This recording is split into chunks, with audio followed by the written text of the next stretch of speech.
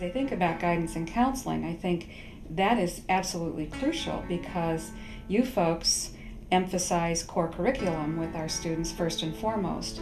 School counseling is valued from the school board, and it's valued by the central office administration through the building level. That's not always been the case.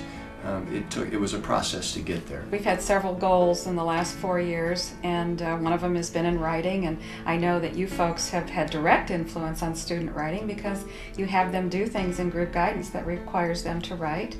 They also create a future plan.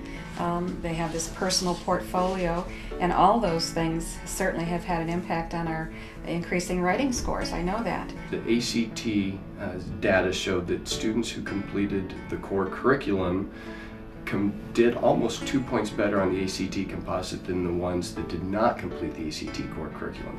So our goal then as a counseling department was to increase the percentage of our students taking the core curriculum. And over a 6-year period, we went from 68% of our students completing the core curriculum to 85% of our students completing the core curriculum. That's one of the major factors in why our kids do well on the ACT and SAT.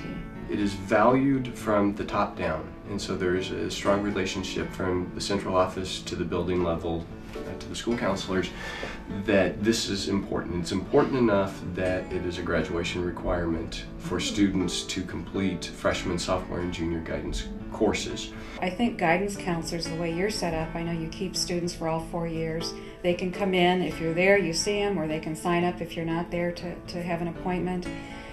It is a very fluid kind of relationship, and I think the students are very comfortable talking to their guidance counselors, and I think that's where you folks help establish those strong relationships, that they know there is someone there who's objective and supportive, and that is absolutely the essence, I think, of a safe school. Our access to our students makes it work. We're very fortunate that our ratio of students to school counselor is actually overall a little bit under 250 to 1. Because we have those things in place, we have the access to the kids, counselors have the time to do their counseling duties, we've managed to have an impact on student achievement in our building. Knowing that I have a guidance department that welcomes those challenges and has the skills to deal very diplomatically with not only the students but then the parents and sometimes other family members that are involved in situations is very reassuring for me as an administrator. The goal of school counselors is obviously to close the achievement gap and help kids be successful.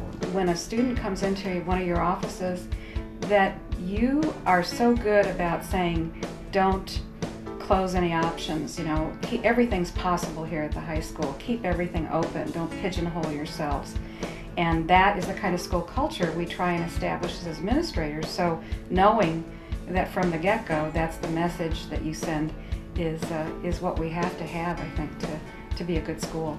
Having our freshmen in guidance class the very first quarter of their freshman year allows us to build that ever important relationship and rapport between the school counselor and the student. Our counselors have a certain group of homeroom advisors that they work with for all 4 years, so I love that is this ongoing relationship between the counselor and the homeroom advisor. So they know too, just like administrators, that there's a counselor that they can call on if they have any questions or concerns about their homeroom students. When you look at the bigger picture in terms of some of the goals of the governor at the state level and the P16 initiative and increasing college going rates and increasing high school graduation rates and key pieces of that P16 initiative that the governor has, school counselors are absolutely the most integral piece of meeting those goals. I know that you have this almost constant communication with teachers. Somebody will call about a student that they're concerned about, or you'll call the teacher.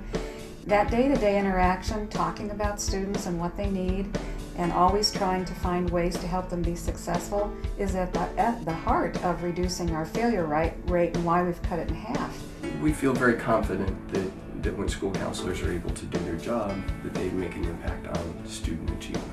We would never want to diminish the time that you have with students, because even though it's kind of one of those soft skill areas, we all know how crucial it is to having students be happy and successful in school. And I think that plays into school counselor's role of really looking at the whole student all the way through, because you really cannot compartmentalize a student into the personal, social, or the academic or the career, because they're all related.